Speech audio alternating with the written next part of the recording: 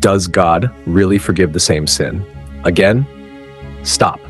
Before you pray again, before you promise again, before you whisper, "This is the last time" again, stop. Because if we're being honest, you've stood here before. Same silence, same tension in your chest, same moment where your mouth wants to say "Father," but your mind interrupts with, "Do you really think he wants to hear this again?" This is not about whether God forgives sin. You already know the verses, you already know the doctrine, you already know what you're supposed to say. This is about something darker. This is about whether you've worn out welcome. Because there's a difference between guilt and fear. Guilt says, "I did wrong."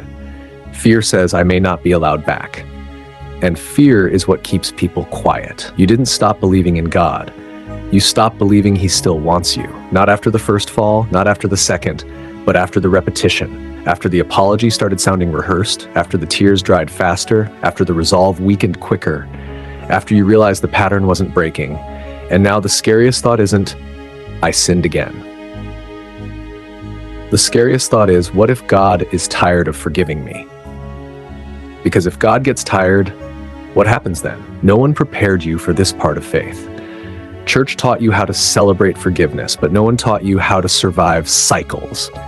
What to do when victory doesn't come instantly, when deliverance feels delayed, when you're sincere but still stuck.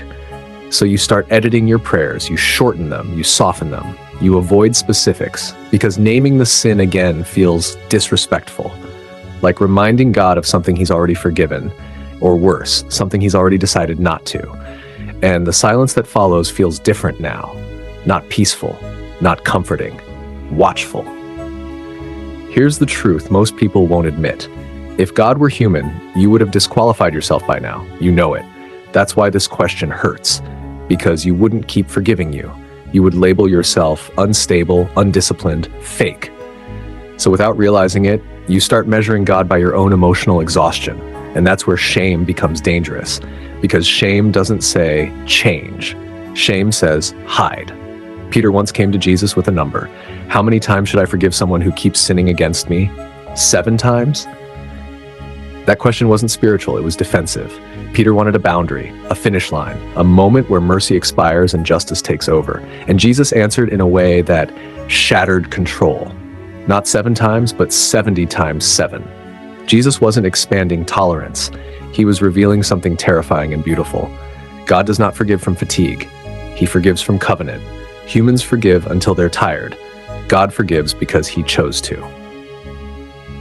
But let's go where people avoid. If forgiveness is endless, why does guilt still feel powerful?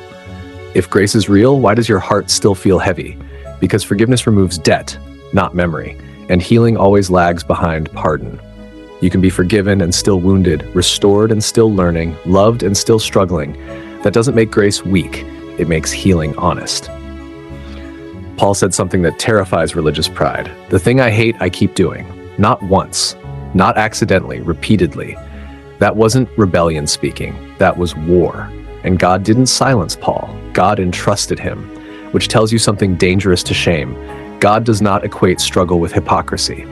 He separates weakness from willfulness. Weakness falls and hates it. Willfulness settles and defends it. Grace covers one. Grace confronts the other. Here's where tension sharpens, because some people sin repeatedly because they're broken, and some sin repeatedly because they're comfortable. And God treats those two hearts very differently. Grace is not permission to stay asleep. Grace is power to wake up. If your sin no longer grieves you, that's not freedom, that's drift. And drift is quiet. It doesn't announce itself. It just slowly moves you away from shore until returning feels embarrassing.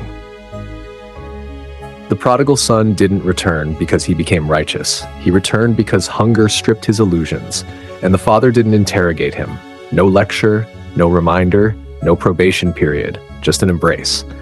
Because return mattered more than record. God is not counting how many times you fell. He is watching whether you still turn back. Now listen carefully. God does forgive the same sin repeatedly, but he does not leave you unchanged while doing it. He forgives, and then he follows you into the pattern, into the loneliness beneath it, into the fear driving it, into the wound feeding it, because mercy that never confronts is not mercy, it's neglect.